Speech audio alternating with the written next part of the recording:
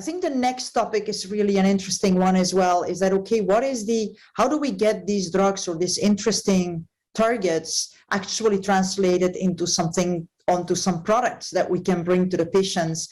And I think what really stands in the middle are the models. So I'm extremely excited to announce the next panel, which is about the development of cell and animal models for NF2. Wade, Marco Giovannini, and David Parkinson will be on now. Great.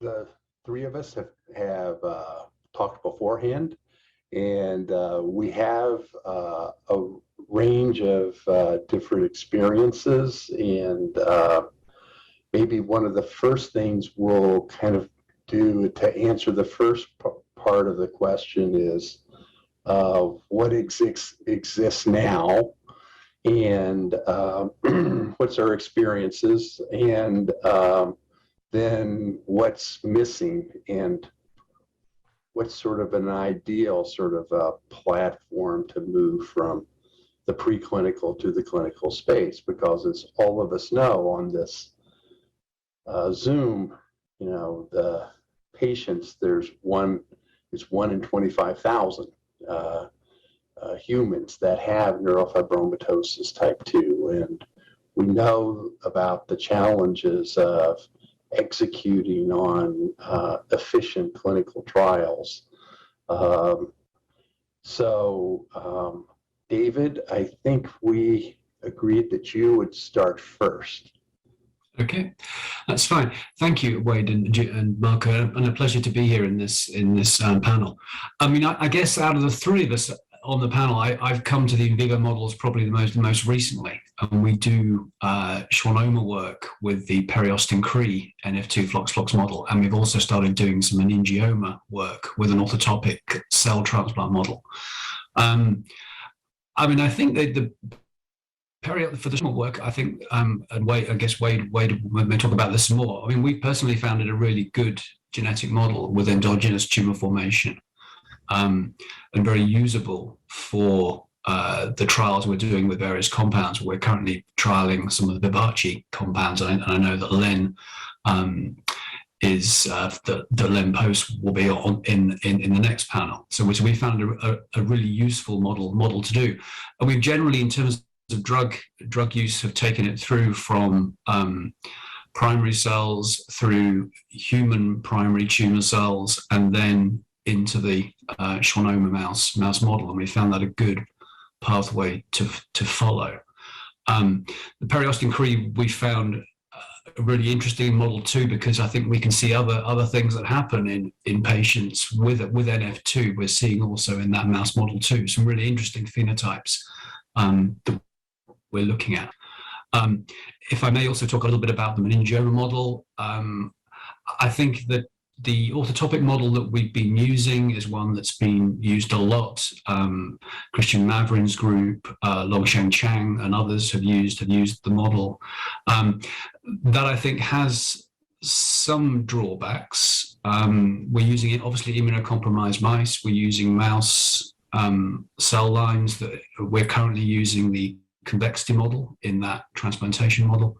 But it is again quite a good model. I think we could genetically modify the cells we're putting in to try and recapitulate some of the human spectrum of meningioma mutations, and we're just setting up to do the bioluminescence for that as well. So it's quite a quick screen in terms of the way that it can be done. It's not ideal because we are using immunocompromised mice, injecting cells into the mouse and then studying tumor formation, but it's a way of doing it, shall I say, and we seem to be getting some quite nice data from that too, with the genetic approaches we're using, and also with the compounds that we're trialing. Again, we find it very productive to go perhaps from meningioma cell lines with drugs as a first look. We then culture the primary human meningioma cells, and then we take stuff into the mouse model following that, so we can kind of and with also some of the knockdown experiments that we're trying as well in the human tumor cells. That comes from sort of proteomics approaches and stuff that are happening in the lab in the lab of Professor Oliver Hahnemann, for instance, who I collaborate with in Plymouth. And you've heard also from Sylvia Amoun today as well. So some of the things or targets that she's working on, we will try and use in both Schwannomatosis and meningioma model. In terms of improvements on the models, well, perhaps we can have a chat afterwards, I guess, as to how we think we can improve models. But that's been our experience to now. So I think out of the two models that we're using, I think I prefer the Schwannomatosis model, but the meningioma model I think is useful for purpose, but there are limitations there, I think. Thank you. Marco, you want to go next? Yes, sure. And if you don't mind, I'll share a PowerPoint. It's just, I find it easier Yes, that's to keep track of what I'm saying. This one.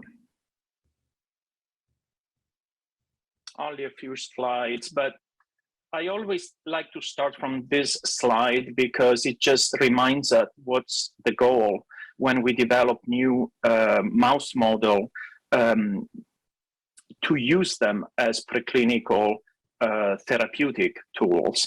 So this is from an old review, which I found still fantastic, and I highly recommend it if anyone is interested in this topic. But in general, the message is tumorigenesis in the mouse should look and act like the human disease, that the same genes and pathways should be affected in tumor initiation and progression, show same or similar histological features as they should progress through the same stages, for example, meningioma.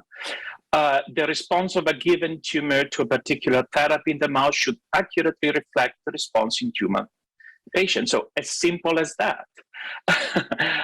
Of course, it took us another years, if not decades, first to develop the model to show the first 2 points, that the same genes and pathways were involved and that the tumor showed similar histological feature. But then it took at least as much time to develop the preclinical endpoints. So the knowledge of the natural history of tumor development in each model, and then define the therapeutic window that that specific model allows, and is the model predictive of response? So I'm quite confident to say that we are there. So, you know, when people keep asking, do we have the model? Do we need no models? My answer is yes, we do have the model. We don't need new model. We just have to use more what we have, because the more we use them and we compare the outcomes of preclinical trials to actual clinical trials for the same tumor indication, we will be able to go back to the model and say, this model was predictive for this. This other model was good in defining another endpoint. So that is my overall message. I just want to quickly mention that in addition to the GEM NF2 models that we have and that have been shown to be predictive of clinical response in NF2 schwannomas patients, we also have a schwannomatosis, at least a SMARB1 schwannomatosis model that we published a few years ago with Jeremy Witt in my lab. But I think the message has been diluted in a more general idea of that paper that was also showing that SMARB1 mutation can predispose to rhabdoid tumors. But I want to point that there is this genetically engineered mouse model that carry Schwann cell-specific inactivation of both NF2 and SMARB1 gene, as we see in schwannomatosis, schwannoma. So that model can be used for preclinical trials. We also showed that a byproduct of that study was a new NF2 schwannoma model, which now, after extensive natural history characterization, know that has the same DRG phenotype as the periostin Cree NF2 flox mouse, which is very handy. David has shown how, a careful characterization of cell numbers in those DRG can be used as an endpoint, for example, in addition to what Wade was already doing. The only aspect of the schwannomatosis model that we still haven't fully addressed is the analysis of the pain phenotype, because it will require resources that we were not able to gather so far. So this is one message. In summary, as far as schwannomatosis GEM model, we have shown that SMART-B1 loss alone is not sufficient to develop schwannomas. NF2 loss is necessary and sufficient, and as is the combination of the two. But if we look at tumors in the NF2 only and NF2 SMART-B1 combined loss, we don't see any differences. So the tumors in the two, the tumor burden is the same, there is no statistically significant difference, and the tumors are still grade 1. We don't see signs of malignancy in the double. We are now addressing the same question in, now I will never be able to go back.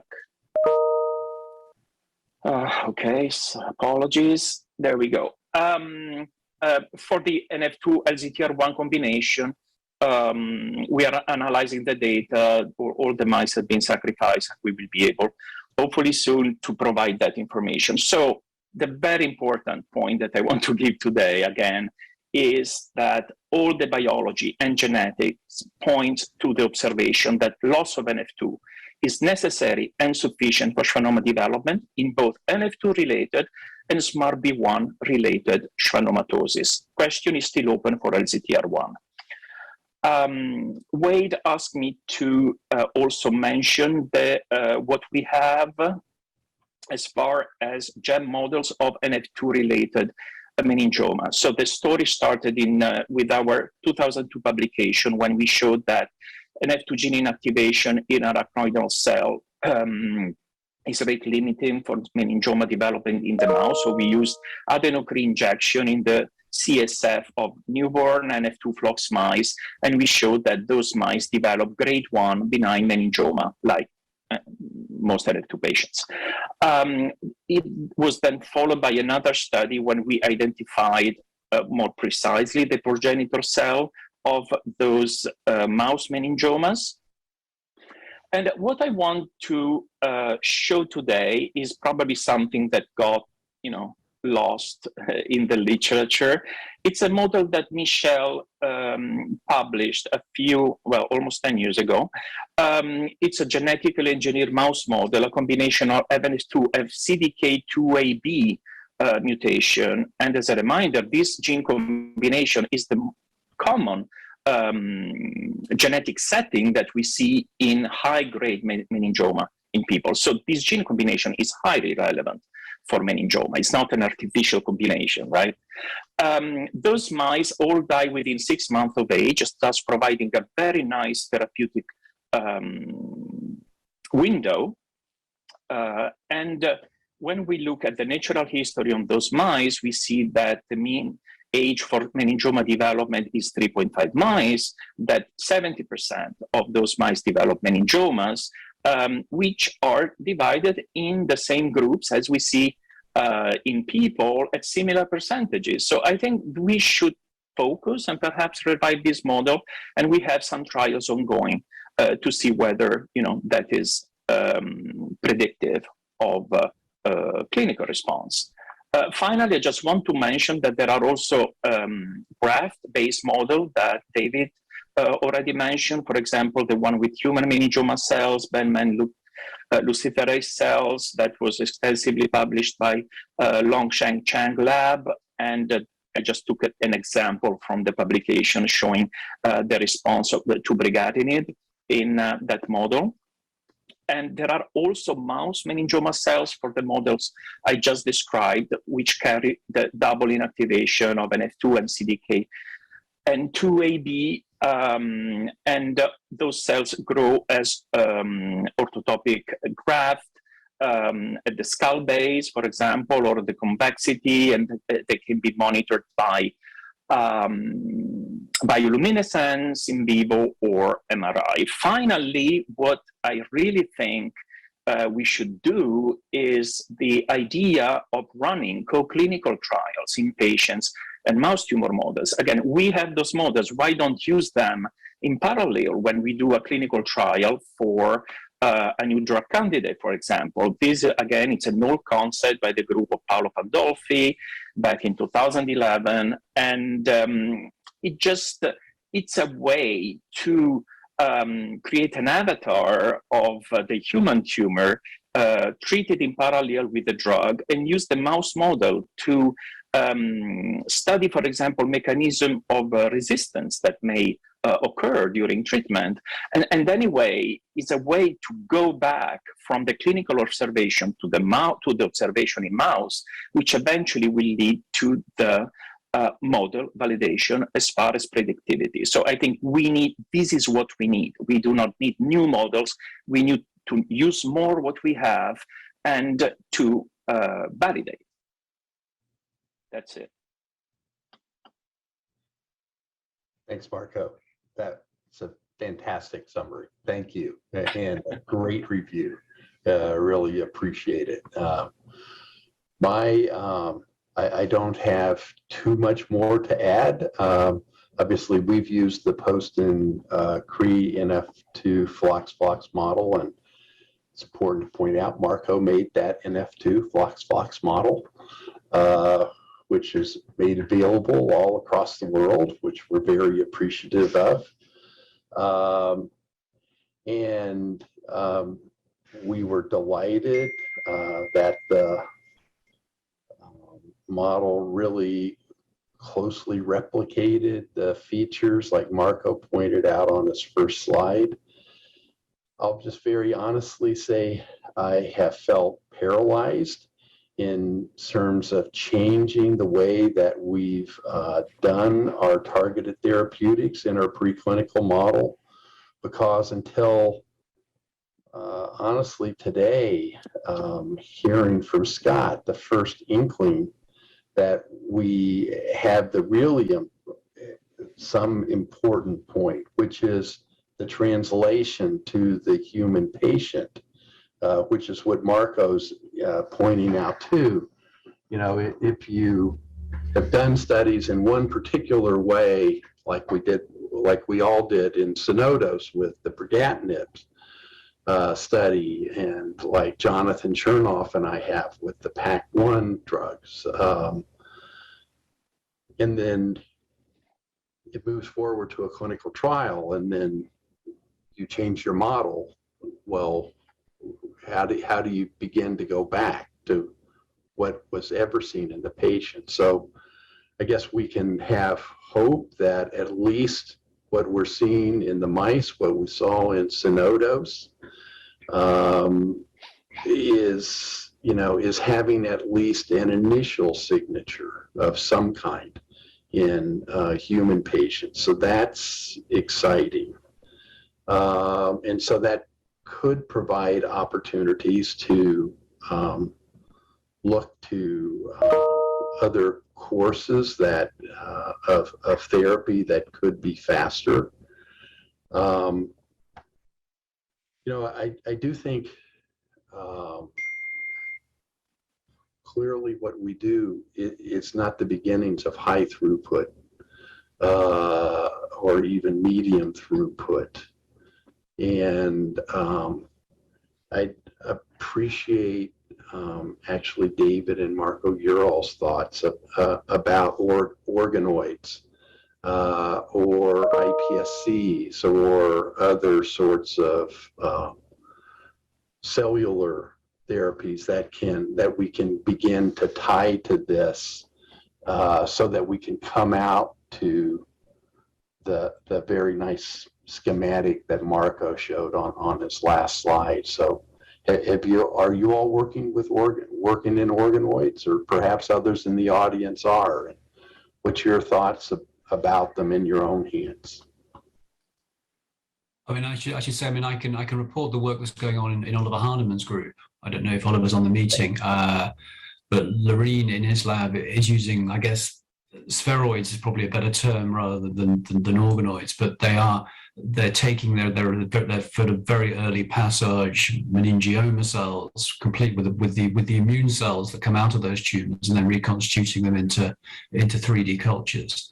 And so work is going on with that in the lab and looking promising in terms of potential for drug treatments. They are quite short-term cultures at the moment, but it's looking a useful way of being able to monitor reaction of say cell proliferation to drugs. And comparing them 2D versus 3D cultures, they have reasonably similar profiles in terms of inhibition. I know some of those. There have been cases where the sort of 3D cultures have been implanted into mouse models. We've not done that yet, but that may be an interesting way of modeling as well. So that's as far as we've got in Plymouth. Marco, do you have any other? Well, I only have an anecdotal experience that I want to report. We developed organoid culture from cutaneous schwannoma of one of our NF2 patients. And we screened library of FDA-approved compound. We were limited in the number of cells. So of course, the number of compound was not, was more a few dozens than hundreds of thousands. Anyway, it was very interesting because the tumor clearly showed response to mTOR inhibitors. And the patient asked to start treatment with everolimus, and his growing vestibular schwannoma responded within the first 3 months, and is still stable a year and a half after starting the treatment. So 2 points. Of course, this is extremely surprising considering that we used a sort of a sentinel tumor, peripheral tumor to predict response of a central vestibular schwannoma, and this goes even against my belief, that tumor heterogeneity is a big issue in NF2, in schwannomas in NF2, both intra-patient and intra-tumor heterogeneity that we clearly see, and we are working on it with Andy McClatchy to define. So I think it was really stretching, asking peripheral schwannoma to be predictive of response. It worked. We know that half of NF2 patients with actively growing vestibular schwannoma respond to everolimus. I realize the drug is not very fashionable, but we use it.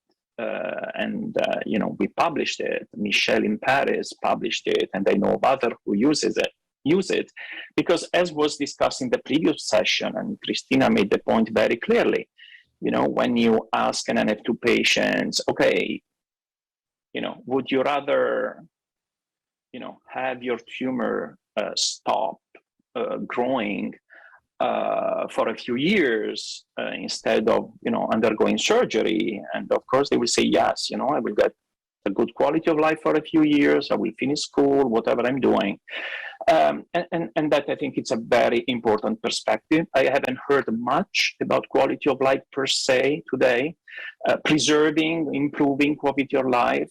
And that's the example I want to bring. So yes, definitely, I would love to see investment in organoid. I think iPS cells are fantastic as a genetic tool, and to study the role of Merlin loss during Schwann cell lineage development, for example, and differentiation. But specifically, I like the idea of organoids from patient tumors, for example, tumors undergoing a partial resection of a vestibular schwannoma. That would be a great way, right, to see to which drugs that remnant could be potentially sensitive to. So that's my 2 cents, which took a few minutes. I apologize. Just one quick point that comes out from the work that we've done with the human schwannoma cells is how heterogeneous they really are. And I think one thing before you take anything, I think into an animal model, I think you need to, we regularly run through testing tumor cells from maybe up to 10 different tumors before we make a decision as to whether something looks good. That they're all Merlin null, but they behave very differently, and we're not sure why. But I think in terms of either 2D or 3D cell cultures, we have to be sure that it's going to be a good compound before we take it into our mouse models. So there is one question by Kim Ostrov. Do the SMARCB1 NF2 double knockout develop peripheral tumors in the hyperplasia, or is the hyperplasia limited to the DRGs? And if they are found in the periphery, can these tumors be resected and used for looking at proliferation in vitro, soft agar tumor growth, for comparing human schwannomatosis cells with the mouse model? That's a great question. That's a great question. And by the way, Kim helped us for the preliminary characterization of the pain phenotype in those mice. We have focused on the DRG because, again, we try to focus all our effort in defining a preclinical endpoint, and the DRG is such a great tissue and anatomical location to look at. So I cannot exclude that those mice develop peripheral tumors. As you know, in any of the schwannoma models, the tumors never become frank, tumors. They are usually still confined within the nerves. So unless you really do serial, histological sections at every possible location, it's very hard to detect them, unless few of them become malignant, which is something typical of the mouse that we have described in the past, and which differentiate Schwann cell tumorigenesis between mice and humans. So that's definitely something we can look at. But as far as the proliferation in vitro and growth in agar can definitely be done with the dissociated DRGs. David, have you seen phenotypes in peripheral nerves? I think Helen Morrison has done some studies in the post and Cree model and has seen phenotypes in peripheral nerves. We are. So it may be plausible to do the studies that you're suggesting in the post and Cree. Yeah, I mean, we're seeing some strange things in terms of peripheral nerve structure, which I know Helen has previously seen, and both Helen and my lab published papers that actually the sort of the tumor initiation by injury too, which is another really interesting aspect of potentially how these tumors arise. But yeah, I can't talk much about it yet because it's a bit undeveloped, that project, but we do see abnormalities within the peripheral nervous system which we think may be linked to what's seen in patients with a periostome Cree NF2 mouse. So what I was saying, it's been a tremendously useful model in terms of both looking at tumors and also other things that may happen with patients with NF2. Great. Well, I think we're over, and we've all appreciated the questions and the discussion. David and Marco, it's always great to talk with you two and work with you. Thank you. Thank you. That's back to you.